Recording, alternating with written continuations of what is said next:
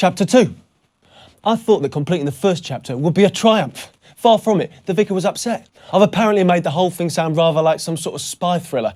Richard Breamore did not really come down and hire the vicar as a private eye. Well, of course he frigging didn't. But I'm trying to turn it into whodunit. Isn't that what I'm meant to be doing? Read my lips. Rule 1, absolutely no retakes. These blogs are taking long enough as it is. While I'm here, I've just realised that I've forgotten to mention our final morning at Real World. Now, hey, it may have nothing to do with the plot, but nothing is going to make me miss this out.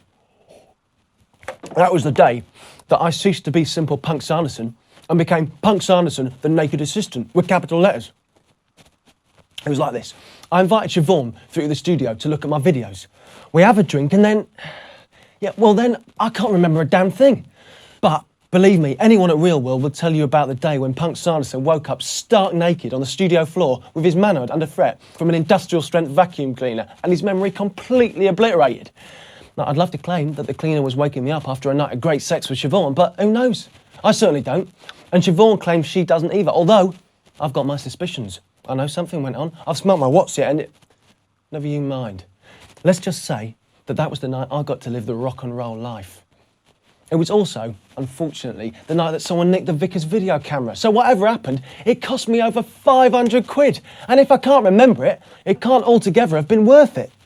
On the good side, though, the video of Diva wasn't in the camera, so I've still got that. www.bigfuckingpipedreams.com lives to fight another day. Onward and upward, I say.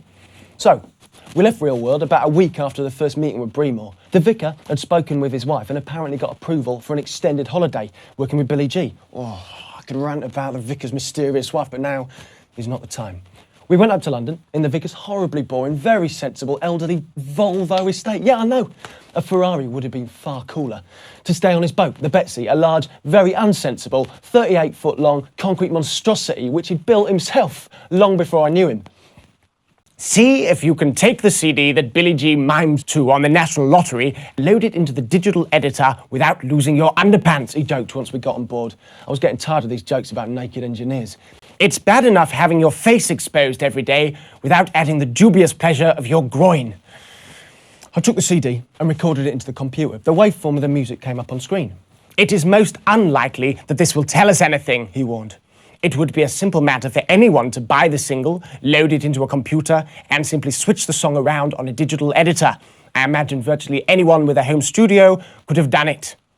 After the fake CD, I loaded in a copy of Billy G's real CD.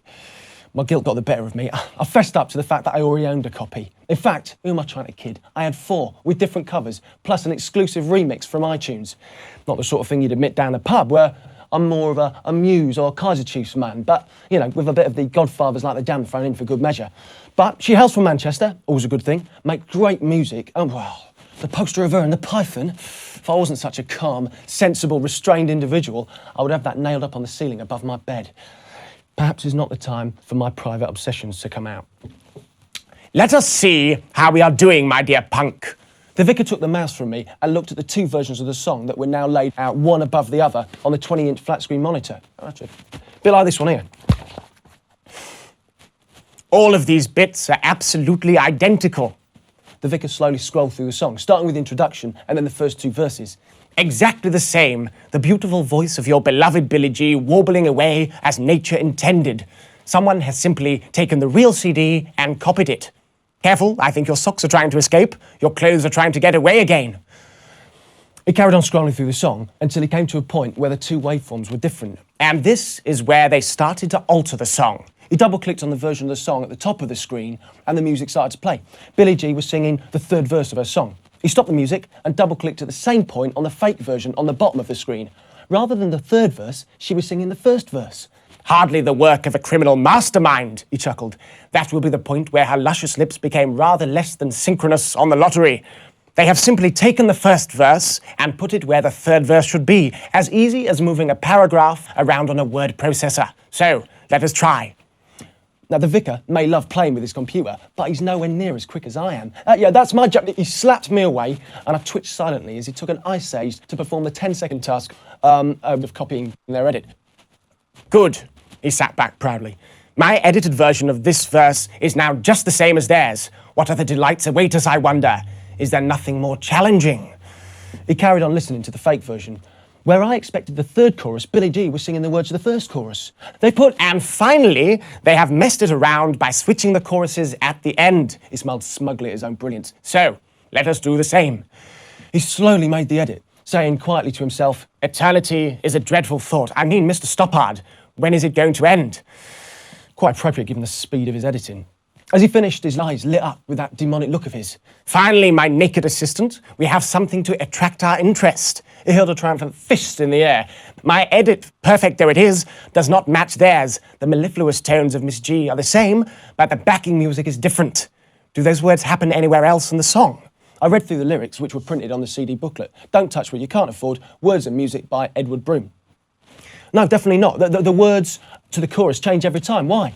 Because, if you are right, my fine friend, then the number of possible suspects has been cut from just about everyone in the known universe to a very much smaller, more identifiable group. You can tell that just from the editor, I asked. Let me enlighten you. On the real CD, Billy G can be heard singing those words only once, in the first chorus, over the lush keyboard backing, correct? Well, yes, I nodded. On the fake CD, they have reused those words at the end of the song to confuse her, but the backing music is totally different. To do that, you would need to obtain a recording of her voice on its own, and then recombine it with the music.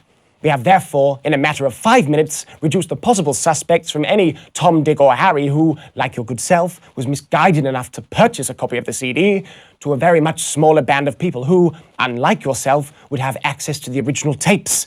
We have, in fact, successfully eliminated you from our inquiries. A good thing, too, as I am not sure that I would have been willing to put up bail for you.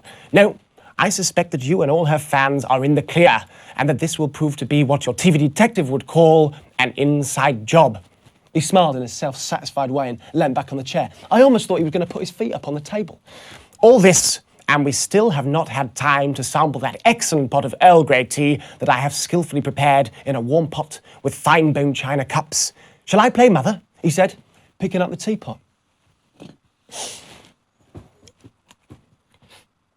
That boy's not cool. He's got ears the size of a deer face, vocal nose and a twisted face, with a voice that. What the fuck do they know? Have they had 3 fucking million selling records in the last year? All they have to do is sign the fucking piece of paper and they will make more fucking money than even they can fucking add up. And I get to make a fucking great record. Well, that's how it's done, I said, keen to show that I spotted it so quickly. Someone's stolen the multi-track tape.